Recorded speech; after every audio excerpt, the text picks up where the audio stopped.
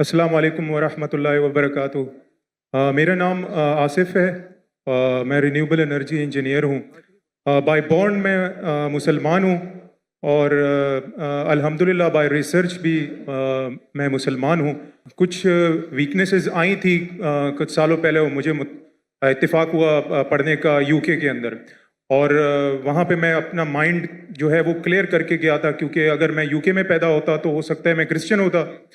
تو یو کے گیا اور وہاں پر کرسچنس پہ بھی ملا اور ڈفرینٹ ریلیجن لوگوں سے بھی ملا، اور ناٹنگھم اسلام انفارمیشن پوائنٹ کے تھرو میں نے دعوت بھی دی، ان سے ملا، اور جس طرح سے ڈیبیٹس ہوئیں، آپ کی بکس ہیں، احمد دیدات کی بکس ہیں، انہوں نے بہت ہیلپ فل کی، اور جب کرسچنز اور ڈفرینٹ تھے وہ بے بس رہ گئے، تو میرا یقین اور پختہ ہو گیا کہ اسلام اور قرآن کے علاوہ اور کوئی مذہب حق نہیں ہے، یہی صرف حق ہے تا قیامت تک، کیونکہ ان کی بے بسی دیکھی میں نہیں دیکھی وہیں پر۔ لیکن کچھ سالوں پہلے سر ایک شخص ہے، وہ بھی آئی پی سی سی احمد دیدات کے اسٹوڈنٹ ہیں، انہوں نے جو ابھی کلیم کیا ہے، آپ چاہیں تو میں اس کا نام بھی لے سکتا ہوں، انہوں نے کہا ہے کہ قرآن کی جو لٹرل میننگز ہیں جو عربک ہیں، عربک میں آپ جب ٹرانسلیٹ کرتے ہیں تو اس کی جو لغت ہے اس سے ہی آپ کو قرآن کو انڈرسٹینڈ کریں۔ آپ جو تفسیر دیکھتے ہیں یا پھر کچھ حدیث ہیں، اس سے آپ اگر دیکھتے ہیں تو وہ قرآن کی انڈرسٹینڈنگ بالکل بدل جاتی ہے، جیسے کہ وہ کہتے ہیں کہ تورات جو ہے وہ موسیٰ علیہ السلام پہ نازل نہیں ہوئی۔ تو میرا کوشچن یہ ہے کہ پوری کی فاؤنڈیشن ہی جو ہے اس نے ڈسٹرب کر دی ہے، کہ جیسے اس نے کہا کہ مسجد اقصیٰ جو ہے وہ فلسطین نہیں ہے بلکہ وہ پیلسٹائن میں ہے۔ تو یہ جو انڈرسٹینڈنگ ہے کہ آپ کہ قرآن جو ہے وہ صرف قرآن سے ہی سمجھا جا سکتا ہے، کیونکہ وہ اللہ نے اس کی جو ہے ذمہ داری لی ہے، باقی تو مین میڈ لوگوں نے کتابیں لکھی ہیں ساری جو اس کا کلیم ہے۔ تو میری ریکویسٹ ہے کہ اگر آپ اس کو کلیئر کریں، اس انڈرسٹینڈنگ کو، کہ قرآن کو صرف اسی ٹرانسلیشن سے ہی سمجھا سکتا، کیونکہ اس کو قرآن نے وہ اللہ نے اس کی وہ لی ہے۔ تو اور ریکویسٹ ہے کہ سمجھ گیا بھائی، کب سے کھڑے ہوئے سمجھ گیا آپ سر میں سمجھدار ہوں میں، اور کس کے بارے میں بات کرتے ہو بھی جانتا ہوں میں۔ جزاک اللہ۔ بھائی صاحب کا سوال ہے کہ ایک شخص ہے پاکستان میں جو دیدہ صاحب کا شاگرد کہلاتا ہے، اور وہ کہتا ہے کہ قرآن مجید کو لغوی معنی ٹرانسلیشن کیا ہے اس سے سمجھا جا، حدیث سے نہیں۔ قرآن میں کئی آیتیں اطیعوا اللہ اطیعوا رسول، اوبے کرو اللہ کو، اللہ کے رسول کو۔ کیسے اوبے کریں گے؟ اللہ کے رسول ابھی زندہ ہے؟ نہیں۔ ان کی ٹیچنگ زندہ ہے؟ جی۔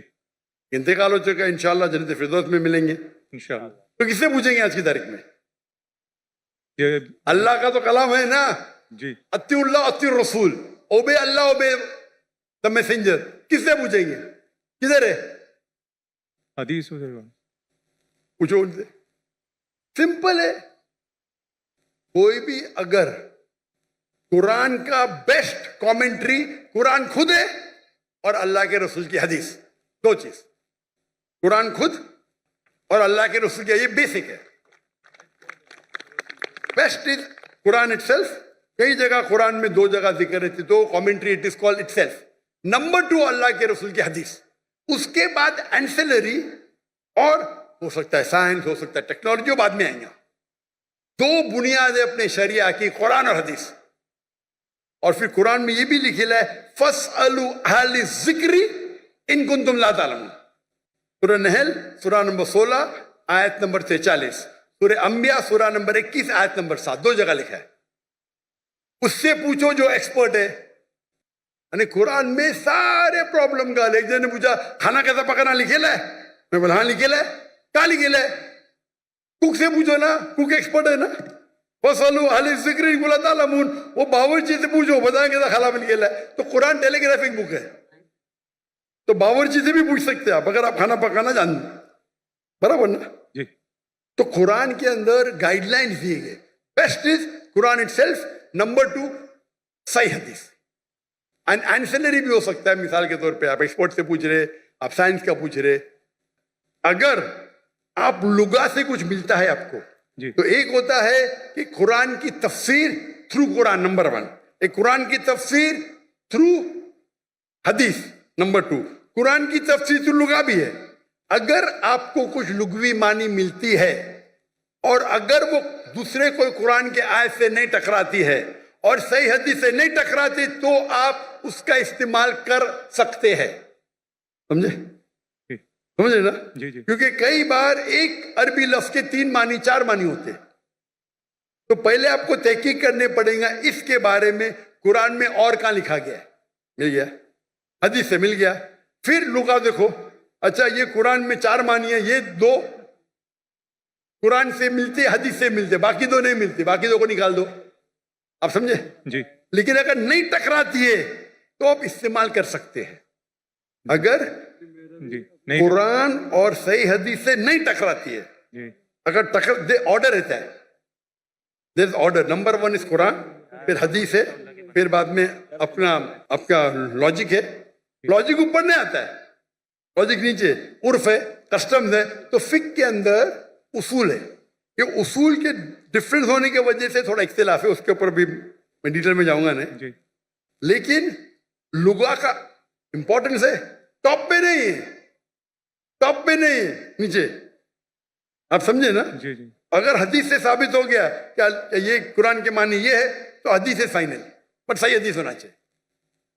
मिसाल के तौर पे सबसे पहली आयत जो नाजिल हुई, पहले 2 आयत, इकरा बिस्मि रब्बिकल्लज़ी खलक़ खलक़ल इंसान मिन अलक़, और इकरा की सूरा नंबर 96 वर्स 1 और 2. पढ़ो अल्लाह के नाम से जिसने पैदा किया एक खून के लोथड़े से, लीच. अभी साइंस आज कहती है खून के लोथड़े से तो इंसान बना ही नहीं. उसका मतलब कुरान में गलती है, नऊज़बिल्लाह, बराबर ना. और बहुत से लोग एतराज देते आपके पहली 2 आयत में ही गलती है, क्योंकि पहले लोग समझते थे, ग्रीक लोग, कि इंसान खून के लोथड़े से बना है. अभी आप जब तहकीक करेंगे तो अलाका के मानी 3 होते हैं. खून का लोथड़ा, लीच, लोच जैसा, Leach like substance, and something which clings. 3 मानी होते हैं. खून का लोथड़ा, लीच लाइक सब्सटेंस. लीच को क्या बोलते हैं उर्दू में? लोच. लीच को क्या बोलते हैं उर्दू में? जोंक. जोक. जोक. जोक. जोक. और तीसरा है समथिंग विच क्लिंग, जो लटकता है. तो कीथ मोर के पास जब गए थे और ये तीनों मानी दिखाए, कीथ मोर एक क्रिश्चियन था. जी. 1991 में 1920 में गए थे उनके पास. वो दुनिया का बेस्ट एम्ब्रियोलॉजिस्ट था. लिखे के तर्जुमा, हमारी साइंस को पता ही नहीं कि एम्ब्रियो मतलब जब बच्चा माँ के पेट में जब शुरू में पैदा होता है उसे कहते हैं एम्ब्रियो. हमारी साइंस तो कहती नहीं कि वो जोंक के जैसा लगता है. वो माइक्रोस्कोप में गया, शॉक हो गया, अरे हाँ सही है भाई, जोक लगता है. तो इसमें मानी कौन सी है? अभी अलाका की क्या मानी है? जोक. समझ गए? या. बाद में उससे पूछे बाकी के बारे में क्या है? नहीं भाई, बच्चा लटकता भी है तो दोनों सही है. बच्चा जब मां के पेट में रहता है, वूम में रहता है, तो बच्चा लटकता है थ्रू द एम्बोलिकल कार्ड. एम्बोलिकल कॉर्ड के थ्रू लटकता है, बराबर. दोनों सही है. और रिसर्च करे पता चला कि दिखने के अंदर बच्चा शुरू में खून का लोथड़ा दिखता है, तो वो भी सही है. खून के लोथड़े से नहीं बना, लेकिन खून के लोथड़े जैसा लगता है. तो कुरान की जो आयत है, इक़रा बिस्मि रब्बिकल्लज़ी खलक़ खलक़ल इंसान मिन अलक़, अलाका के मानी खून का लोथड़ा, जोंक और लटकना, तीनों सही है. कोई भी हदीस से टकरा रहा नहीं, कोई भी तफसीर में लिखा नहीं, कोई भी तफसीर में लिखा नहीं कि ये लॉन्च के बारे में, जोक के बारे में. खून का लोथड़ा लिखा है, लेकिन वो गलत फहमी थी, क्योंकि खून के लोथड़े से बनता नहीं, खून के लोथड़े जैसे लगता है.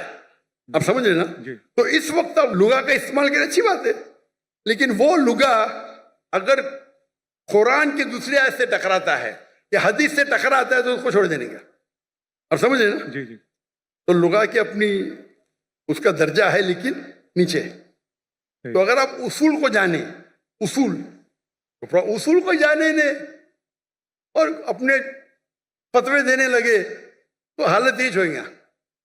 और उम्मत को अगर बेसिक नॉलेज है दीन की, कोई भी आलिम आपको کوئی بھی گھمائیں گا نہیں عالم. اگر آپ کو پتا ہے دین کے بارے میں, واللہ کوئی بھی عالم گھما نہیں سکتا آپ کو. وہ پرابلم ہے ہم دین کے بارے میں جانتے ہی نہیں نا. میں آپ سے سوال پوچھتا ہوں, اگر